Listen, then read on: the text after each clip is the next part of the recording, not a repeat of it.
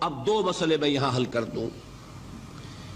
جو لوگ کہتے ہیں حضور کو علم غیب نہیں تھا اور جو کہتے ہیں تھا، بدقسمتی سے دونوں نے ڈیفینیشن علیحدہ کر لی.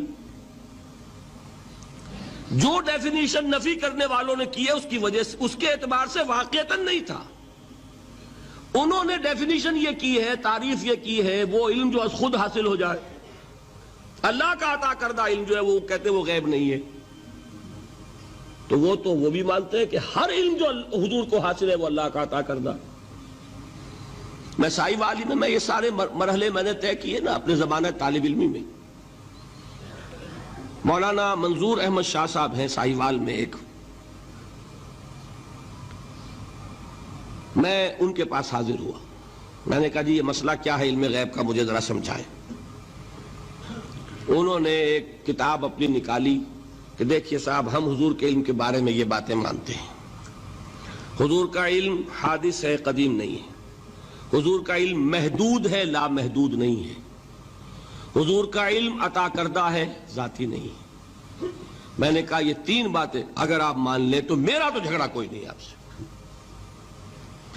ہوتا کیا ہے جب آئیں گے وعظ میں، خطابت میں، تو عالم ما کان وما یکون، اب الفاظ وہ استعمال کر جائیں گے. ایک واعظ ہے، عام مقرر ہے، واہ واہ ہوتی ہی نہیں، نعرے لگتے ہی نہیں، محفل میں گرمی آتی نہیں جب تک کہ ایسے مبالغے نہ کریں. لیکن وہ چیز لکھی ہوئی ان کے ہاں ہے کہ حضور کا علم حادث ہے، قدیم نہیں ہے. حضور کا علم محدود ہے، لا محدود نہیں ہے. حضور کا علم عطائی ہے، ذاتی نہیں ہے. ان تینوں چیزوں کے بعد کوئی بڑے سے بڑا وہابی اور بڑے سے بڑا اہل حدیث بھی انکار نہیں کرتا. باقی یہ بات جان لیجئے کہ غیب اور حضور یا شہادہ یہ در حقیقت عام انسانوں کے اعتبار سے الفاظ استعمال ہوئے. جب قرآن میں کہا جاتا عالم الغیب والشہادہ، اللہ غیب اور جو ظاہر ہے یا موجود ہے سب کا جاننے والا ہے، تو مجھے بتائیے اللہ کے لیے کوئی غیب ہے؟ اللہ کے لیے کوئی شے غیب ہے؟ تو کیوں کہا جا رہا ہے عالم الغیب والشہادہ؟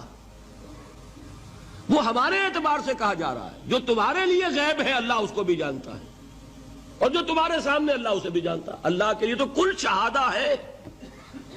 کسی شے کا لا یعزب عنہ مثقال ذرۃ فی السماوات والارض، آسمانوں اور زمین کا ایک ذرہ بھی اس سے غائب نہیں ہوتا.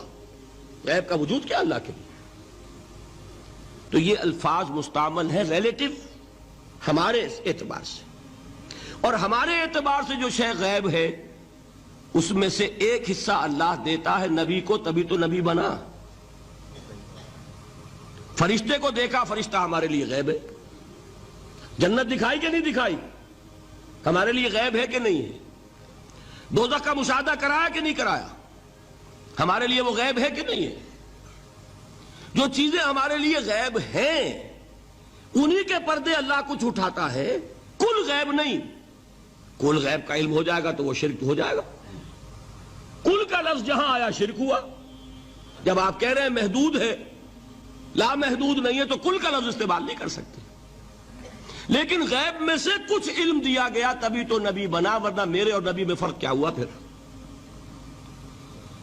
البتہ یہ کہ وہ غیب کا علم ہو یا حاضر کا علم ہو، سائنٹیفک نالج ہو یا وحی کا علم ہو، کوئی بھی علم ہو، آیت الکرسی کے الفاظ نوٹ کیجئے، یعلم ما فی السماوات وما فی الارض، وہ جانتا ہے. ولا یحیطون بشیء من علمہ الا بما شاء، مخلوق میں سے کوئی بھی اس کے علم میں سے احاطہ نہیں کر سکتا مگر جتنا وہ چاہے. اب یہ بات علیحدہ ہے کہ ہم کون ہے طے کرنے والے کہ ناپیں بیٹھ کر کہ اللہ نے ابراہیم کو کتنا علم دیا. ہم ناپ سکتے ہیں؟ عیسیٰ کو کتنا دیا ہم جان سکتے ہیں؟ تو ابراہیم کا، موسیٰ کا، عیسیٰ کا نہیں ناپ سکتے تو محمد رسول اللہ کا کہاں ناپیں گے؟ یہ پاگل پن ہے. یہ ہے جو غلطی ہوتی ہے. ہم کون ہے طے کرنے والے؟ اللہ نے اپنے نبی کو دیا جو دیا، بات ختم. کل نہیں کہیں گے. کل کہا شرک ہو جائے گا. ذاتی کہا شرک ہو جائے گا.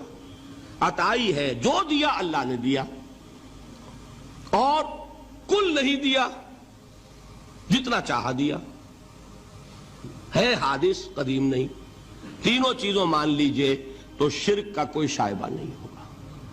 باقی جہاں ایک طرف قرآن میں وہ آیات ہیں کہ اللہ کے غیب کو کوئی نہیں جانتا، ٹھیک، وہاں یہ بھی ہے کہ لا یظہر غیبہ، لا یظہر علی غیبہ الا من ارتضی بالرسول، وہ اپنے غیب پر قابو نہیں دیتا مگر اپنے رسول میں سے جس کو چاہے. یہ دونوں آیتیں قرآن کی ہے کہ نہیں؟ اسی لیے در حقیقت جو غیب کی نفی کرتے ہیں حضور سے، وہ کہتے ہیں کہ از خود معلوم ہونے والی شے غیب ہے. ہم کہتے ہیں از خود تو کوئی بھی شے کسی کو معلوم نہیں، ہمیں حاضر کا علم بھی اللہ ہی دیتا ہے تو ہوتا ہے. غیب کا تو بہت دور کی بات ہے. یہ مسئلے بڑے سیدھے ہیں، خام خواہ ہم نے پیچیدہ بنایا ہوا ہے. خدا کے لیے ان مسئلوں کو سلجھائیے اور جوڑیے، کاٹنے کی بجائے جوڑنے کی فکر کیجیے کہ بھائی یہ اپنی اپنی جگہ پر علیحدہ علیحدہ تم نے تعریفیں کر رکھی ہیں اس لیے جھگڑ رہے ہو، ورنہ دونوں باتیں صحیح ہیں.